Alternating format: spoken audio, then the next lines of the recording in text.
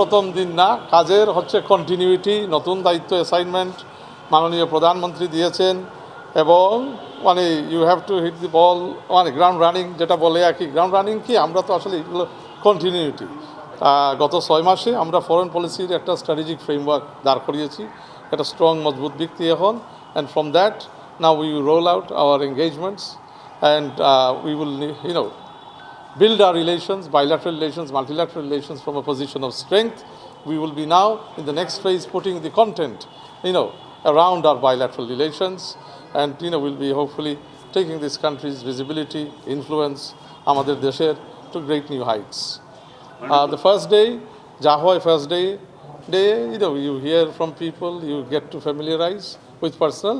Of course, in my role as advisor to the Prime Minister on Foreign Affairs, I am familiar with most of the senior officials in the ministry, and I've been working with them for the last 6 months. So it is not a new place as such for me. The assignment is new, but it is an assignment that is an extension of further work in the sphere that I've already been working in.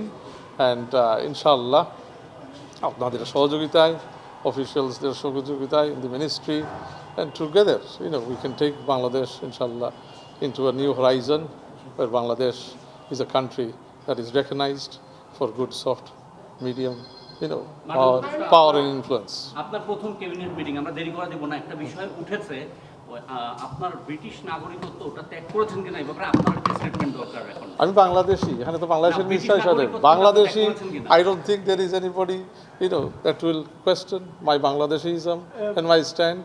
মানে এখানে আসিয়া বাংলাদেশের জন্য কাজ করা মানে তো কোনো সুবিধাভোগী লোক করবে না। এই বিষয়ে আমাদের কোনো ডাউট নেই, কিন্তু নেটিজেনরা গতকালকে যে ঝড় তুলেছে আসলে। কোনটা নেটিজেনরা? নেটিজেন? হ্যাঁ, নেটিজেনরা কোথায়? একটা নিউজও হয়েছে ভার্চুয়াল মিডিয়া, ডুয়েল নাগরিকত্ব থাকলে আমাদের মন্ত্রিত্ব নেওয়ার ক্ষেত্রে প্রতিবন্ধিত না। মানে কে নিউজ করছে এটা? সোশ্যাল মিডিয়াতে কালকে এটা আমি তো সিটিজেন নিয়ে আসি, আপনি বলেন নেটিজেন, মানে কোন নেটিজেন? আমি তো সিটিজেন নিয়ে আসি, আমরা কাজ করি, আপনি বলেন নেটিজেন। তো মানে কোন নিউজ পেপার, মানে কারে তো জ্বালা যে মানে কাজ সর্বতিয়া। হ্যাঁ হ্যাঁ, তো তার জ্বালা কেন হচ্ছে? তার কি 2008-এর জ্বালা উঠছে নাকি আবার মঈনুদ্দিন ফখরুদ্দিনের জ্বালা উঠছে তার আবার নাকি?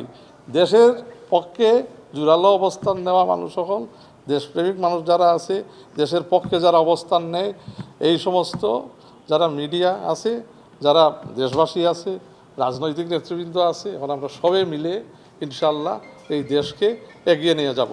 Do you have any other substantive work related প্রশ্ন? আমার একটা প্রশ্ন রয়েছে, কোনটা নিয়ে? না, মক্কা ডিফেন্স প্যাক্টে তো আমরা আগ্রহ প্রকাশ করছি। বললাম তো, বাংলাদেশ এখন ইজ এই কান্ট্রি অফ রেকগনিশন এবং একটা আগ্রহ আছে। যারা আপনার মিডল ইস্টের স্টেক হোল্ডার আছেন, গ্লোবালি যারা মুসলিম ওয়ার্ল্ডে মানে বিভিন্ন কি স্টেক হোল্ডার্স এখন বাংলাদেশের leadership, particularly honourable prime minister Tarique রহমানের লিডারশিপকে তারা অনেক জায়গায় মানে আমন্ত্রণ জানাচ্ছেন টু কাম অ্যান্ড পার্টিসিপেট। আর মক্কা নিয়ে তো সবসময় একটা আলাদা জায়গা, মক্কা বাংলাদেশের হৃদয়ের মানুষের হৃদয়ে। তো মানে ওখানে আমরা মিডল ইস্টে একটা মানে যদি হয়, এমনও হয় যে ইসলামিক নেশনসের মধ্যে একটা সিকিউরিটি প্যাক্ট হয়, তাহলে এখানে তো আর অসহায় না যাওয়া।